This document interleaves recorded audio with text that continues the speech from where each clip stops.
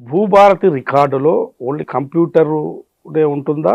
మళ్ళీ రికార్డులు అంటే మాన్యువల్‌గా కూడా రికార్డులు రాస్తారా? రాస్తే ఎట్లా నిర్వహిస్తారు? ఇది చాలా కీలకమైన ప్రశ్న వెంకటరెడ్డి గారు. మనం కొంచెం లోతుగా కూడా ఆలోచించాలి.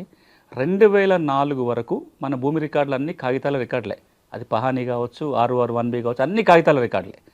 2004లో అప్పుడు కేంద్ర ప్రభుత్వం ఒక నిర్ణయం ఏం తీసుకుందంటే కాగితాల రికార్డు ఉండొద్దు, కంప్యూటర్ల రికార్డే ఉండాలి ఒక పాలసీ నిర్ణయం తీసుకొని భూ రికార్డుల కంప్యూటరీకరణ పేరుతో కొన్ని వందల కోట్లు ఖర్చు పెడుతూ అన్ని రాష్ట్రాలలో కాగితాల రికార్డు కంప్యూటర్కి ఎక్కించే ప్రయత్నం జరిగింది. ఎందుకు? తప్పు ఒప్పులు ఉండొద్దు, ట్యాంపరింగ్ జరగకుండా ఉండాలని. ఇప్పుడు అందులో భాగంగా ఈ రోజున మొన్న ధరణి కావచ్చు, ఇప్పుడు భూభారతి కావచ్చు, కంప్యూటర్లోనే ఉంటుంది. కానీ కాగితాలు తప్పు జరుగుతుంది, కంప్యూటర్లో తెచ్చినాం. కంప్యూటర్లో తప్పు జరగట్లేదా? కంప్యూటర్లో ట్యాంపరింగ్ జరగలేదా? మనం ఎన్ని విన్నాం గత 5 ఏళ్ళుగా. నాకు పాస్బుక్ ఉంది, నా పేరు ధరణిలో ఉంది, తెల్లారి మాయమైపోయింది, ఒక కొంత ఎకరం మాయమైపోయింది. ఎట్లా మనం ఏం చెప్పినాం? థంబ్ ఇంప్రెషన్ పెడితే తప్ప మీ రికార్డు మారదు అని ఒక పక్కన అంటూనే రికార్డులు మారుతున్నాయి.